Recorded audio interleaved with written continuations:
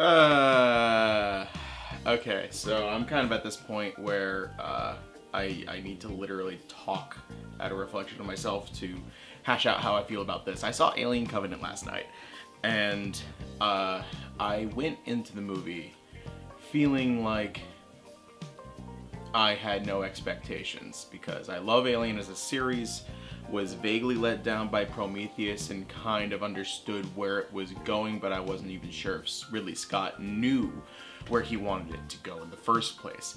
That being said, Alien Covenant, if I were to objectively look at it as a movie on its own, it's a good movie, but the problem is that you can't look at it on its own, and that's because you are required to understand what was going on in Prometheus or how characters got to where they were, or how the state of things got to where they were through watching Prometheus. But then it also at the same time tries really hard to appease to the fans, and by that I mean appease to what people loved about the original Alien movie. The problem with that is that the Alien series never really has had a form of consistency.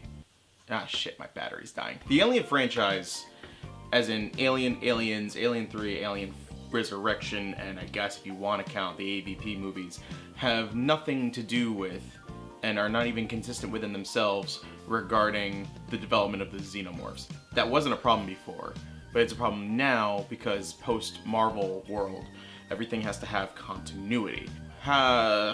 Reflecting on Prometheus, and having watched Covenant, and just before watching Covenant, I noticed Ridley Scott announced that they're going to be, the beginning of 2018, they're going to start shooting the next one. So Ridley Scott never particularly liked the concepts of the sequels. He always wanted to tell his version of that story, and it's a George Lucas effect.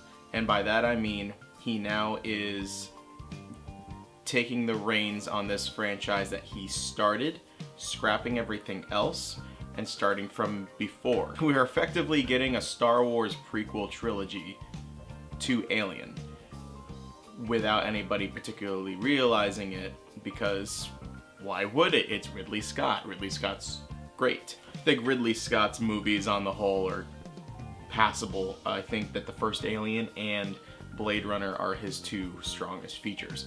I appreciated what Prometheus was trying to do, but as a movie that sold itself on giving all the answers, it did anything but.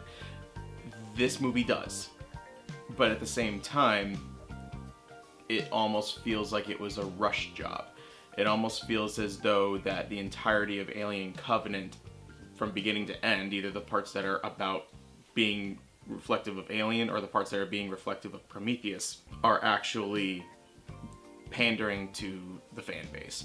And by that I mean every major point of the movie attempts to acknowledge fan backlash, either on designs of the creatures because they don't look like the original Geiger creations, or the plot lines, or explaining what the hell is going on. You get all of that encapsulated in a movie that, if isolated on its own as like a standalone Alien side story, that part's great, and the performances are great.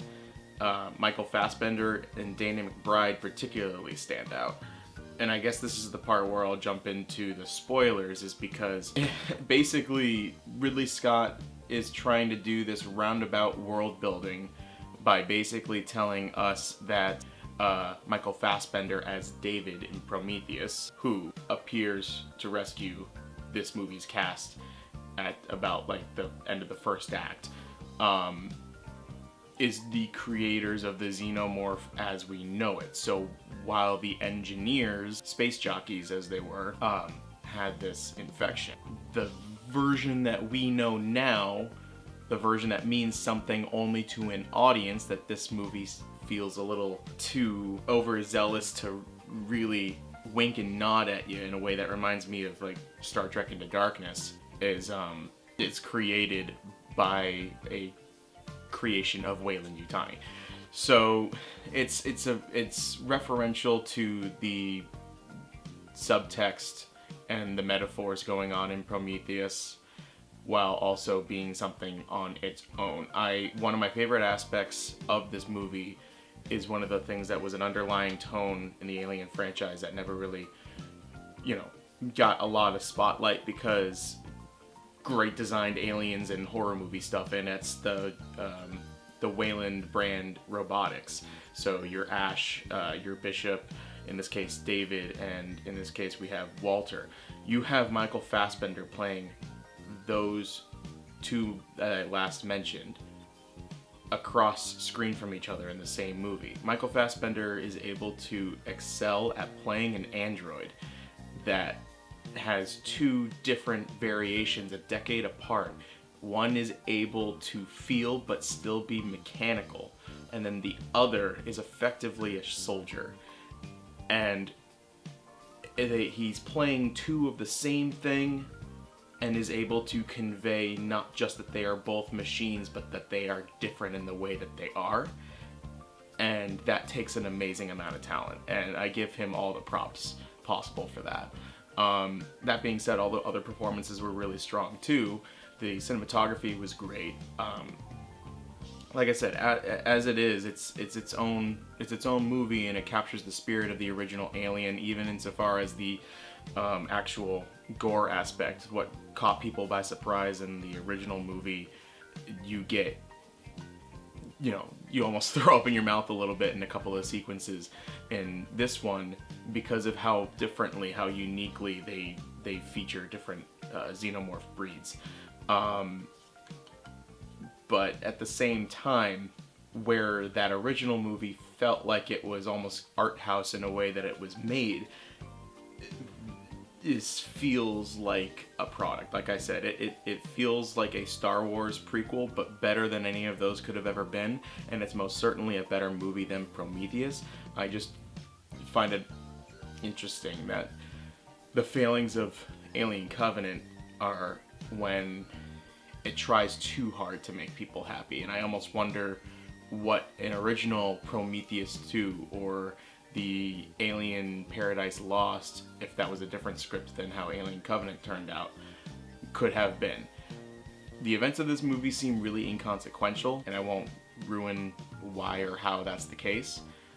There's some great twists because it effectively is a horror movie. It feels pretty, standard if you're paying attention, but I felt like that it was the most spiritually accurate to the original Alien compared to how the others have been in the past, and I think that it at least deserves a couple of gold stars for that.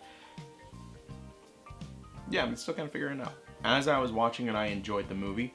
It was only, when I was thinking about it almost too much afterwards, where it starts to fall apart in my mind, and I almost wonder if that's because I'm a fan. Well, shit. I've just been kind of in this toss-up state of did I like it? Did I not like it? Did I like it? Did I not like it? Ultimately, I liked it. There are just a couple of elements, and I felt like that the first act was the strongest. The second act, a lot of exposition. Third act, I was ready for the movie to be over, and I was noticing beat for beat that they were trying to emulate the original Alien in a way that just felt like a little bit of a hammy music video, and it made me wonder if it was like a bunch of reshoots or not. But on the whole, it was actually probably one of the better movies in the franchise if I'm gonna try to honestly rank them. Anyway, these are just my initial thoughts. I'm gonna be working on my review. It's gonna be published on theyoungfolks.com. So for my definitive opinion, once I really have finalized that, it'll be there in written form. So if you've seen the movie, let me know what your thoughts were, because I want to see what people do and don't think, people that have seen the original Alien, people who haven't seen Prometheus, people who have seen Prometheus but haven't seen it since it came out. I want to know what your thoughts are, because I'm trying to figure out how this is going to perform and what people are going to think about it.